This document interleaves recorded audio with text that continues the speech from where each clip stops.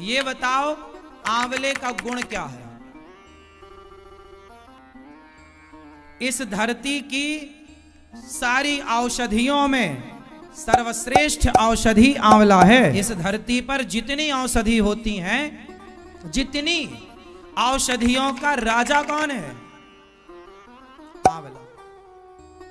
इसलिए देखिए, दुनिया को आज पता चला कि आंवला प्रोटीन से भरा पड़ा है। आंवला में इतने सारे तत्व हैं, इतनी शक्ति है, आज पता चला। आजकल लोग आंवला की कैंडी खा रहे हैं, मुरब्बा खा रहे हैं, आंवले का अचार खा रहे हैं, आंवले के बने पदार्थ खा रहे हैं। लेकिन हमारे यहाँ जब साइंस वाइंस कुछ भी नहीं जानते थे लोग, तब सामान्य गांव की अनपढ़ अंगूठा छाप महिलाएं जाके आंवले की पूजा करती। हम किसकी पूजा करते हैं? पेड़ पौधों की।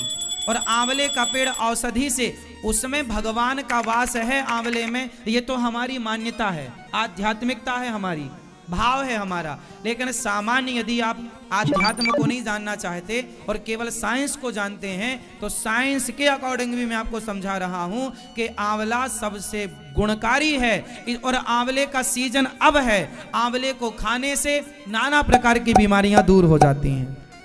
आपने सुना होगा च्यवनप्राश, सुना है? च्यवनप्राश में क्या होता है? अधिक मात्रा में किसी भी कंपनी का च्यवनप्राश उठाइए आप, बिना आंवले के च्यवनप्राश बन ही नहीं सकता। और च्यवनप्राश में आंवला नहीं है तो फिर वो च्यवनप्राश है ही नहीं। और च्यवनप्राश को ध्यान से देखना, उसमें लिखा रहता है कि ये 10 साल उम्र आपकी घटाता है। क्या मतलब है? मतलब आप 50 के हो गए हैं तो आप 40 के लगेंगे। यदि आप एक आंवला, लिख लो मेरी बात, यदि आप एक आंवला रोज खाते हैं सुबह, पर जब तक आंवला का सीजन है डट के आंवले का जूस पियो। आंवले का जूस पिलाओ इन बच्चों को, बुद्धि विकसित होगी, आंखों में तेजी आएगी, और सारा शरीर में जितना दोष है, शरीर में जितनी कमजोरियां हैं, जितनी चीजों की, आंवले में कितने गुण हैं आप कभी देख लेना। एक गुण से नहीं भरा आंवला, बहुत सारी चीजें हैं आंवले में, क्या क्या बताऊं, सब कुछ है आंवले में। इसलिए आंवले का रस पीना सीखो, आंवला खाना सीखो, आंवले का अचार ज्यादा खाओ। इससे क्या होगा? आप 10 साल पीछे रहेंगे। मतलब आप 50 साल के हो गए पर दिखेंगे 40 साल के। आपको कोई देखेगा तो क्या कहेगा कि आप अभी 40 साल के हैं। आंवला आपको 10 साल पीछे ले जाता है। इसलिए आंवले की पूजा होती है हमारे यहाँ। सदा आपको स्वस्थ रख, मतलब आपको स्वस्थ रखने में आंवला सहयोगी है। लेकिन आज आप लोग पिज्जा, बर्गर, चाउमीन तो खाएंगे, आंवला नहीं खाएंगे। पेप्सी, कोका कोला तो पिएंगे, आंवले का जूस नहीं पिएंगे। क्यों नहीं पिएंगे? क्योंकि आप अपनी संस्कृति से अब परिचित नहीं हैं। आप नहीं बता पाए अपने बच्चों को कि आंवले नवमी में आंवले की पूजा क्यों की जाती है, आंवले का साइंस से क्या लेना देना है। हम भारत के लोग हैं, हम तुलसी की पूजा करते हैं। ये देखो, ये तुलसी, तुलसी में क्या गुण है? आज बड़ी बड़ी कंपनियां, दवाइयों की कंपनियां आज तुलसी का अर्क बनाकर बेच रही हैं। आज दुनिया समझ गई कि तुलसी की क्या महिमा है। और हम भारत के लोग जो अनपढ़ थे, जो मूर्ख थे, जो कुछ नहीं जानते थे, यदि कुछ नहीं जानते थे तो तुलसी का गुण कैसे जान गए? कुछ नहीं जानते थे तो आंवले का गुण कैसे जान गए? कुछ नहीं जानते थे तो पीपल को कैसे जान गए? हमारे यहाँ पीपल की पूजा होती है। आपने अपने धर्म ग्रंथों को, आपने अपने त्योहारों को, आपने अपने शास्त्रों को साइंस से कनेक्ट नहीं किया। इसलिए आपको लगता है कि शास्त्र तो हमारे कोई साइंटिफिक है ही नहीं, ऐसा आप मानते हैं, जबकि हर चीज साइंटिफिक है। पीपल की पूजा क्यों होती है? होती है कि नहीं? पहले तो ये बताओ, क्यों होती? तुम्हारी अम्मा, तुम्हारी दादी करती है कि नहीं? तो क्या तुम्हारी दादी अनपढ़ है, मूर्ख है क्या?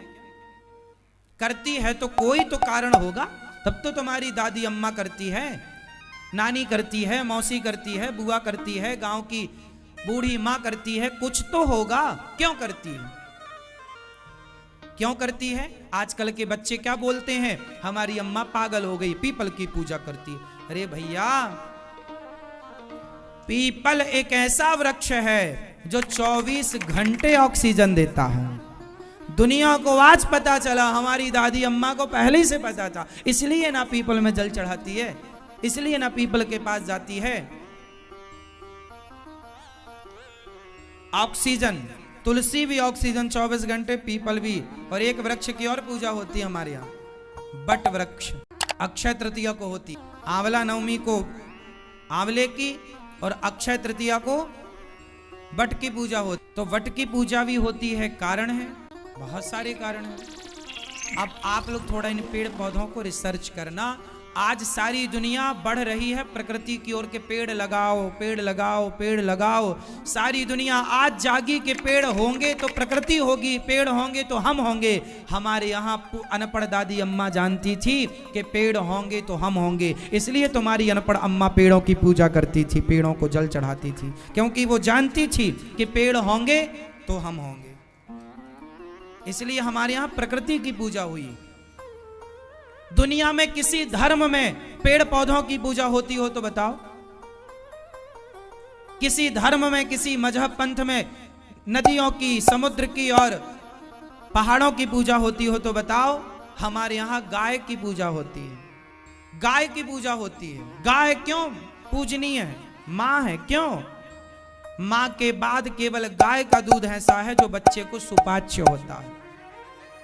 माँ के बाद यदि माँ का दूध नुकसान कर जाए किसी बच्चे को तो केवल गाय का दूध है जो सुपाच्य है। इसलिए देखिए, तुम्हारी अनपढ़ अम्मा, तुम्हारे अनपढ़ पूर्वज कितना कुछ कह के चले। एक बात बताएं, पहले के लोग ना घड़ी नहीं पहनते थे। आज के 50 साल पहले घर में घड़ियां नहीं होती थी। किसी किसी के घर में, कोई 10-20 गांव में, किसी एक गांव में, किसी एक घर में घड़ी, बड़ा आदमी होगा तो ले आता था। लोग घड़ी देखकर समय नहीं बताते थे, लेकिन पहले के लोगों को क्या समय की जानकारी नहीं थी? थी। तो जब घड़ी नहीं थी तो समय की जानकारी कैसे? मैंने अपनी दादी को देखा है। ये मेरी दादी एक कोई तिनका खड़ा करती और तिनके को खड़ा करके सूर्य की परछाई देखती कि परछाई कितनी दूर है। ये बात आप लोगों ने देखी, अपनी दादी नानी को सुना है? इस बात को सुना कभी कि सूर्य के प्रकाश से? और रात को कैसे बताती थी अम्मा? चांद और तारों को देखकर। मतलब तुम्हारी जो दादी अम्मा थी अनपढ़, वो अंतरिक्ष का ज्ञान रखती थी उस जमाने में, बिना घड़ी के परफेक्ट टाइमिंग बताती थी। इतना बड़ा साइंस था हमारी सनातन संस्कृति में।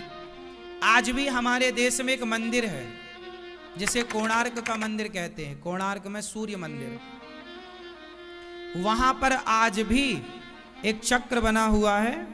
नया जो 10 का नोट है उसमें उसका चित्र भी है। ये कोणार्क मंदिर का चित्र है। देखिए 1400 साल पुराना मंदिर है ये। 1400 साल, जब घड़ी का आविष्कार नहीं हुआ था उस समय ये सूर्य का प्रकाश पड़ने पर आज भी जाकर देखेंगे तो ये बिल्कुल 1 मिनट भी बता देगा कितने बज के कितने मिनट हो गए। बिल्कुल परफेक्ट टाइमिंग। इतना साइंस है। और आप लोगों को क्या लगा कि भारत तो अनपढ़ था? आपको क्या बताया गया? भारत तो कुछ जानते ही नहीं था। अरे भारत ही सब जानता था और कोई नहीं जानता था। दुनिया तो ये जानती थी कि तुम बंदर की औलाद हो। डार्विन ने तो ये बताया कि तुम बंदर की संतान हो। आपको पढ़ाया भी जाता है। प्रश्न आ जाए कि आप किसकी, आपके पूर्वज कौन थे, तो लिखना पड़ता है बंदर, जबकि ये गलत है। वो रहे होंगे बंदर की औलाद, हम तो ऋषि मुनियों की संतान है, इसलिए हमारे यहाँ गोत्र है। मतलब जो पढ़ाया जा रहा है वो गलत पढ़ाया जा। आज सोचिए, आज की 21वीं सदी में भी आपको गलत पढ़ाया जा रहा है। ऑडियो जंगल।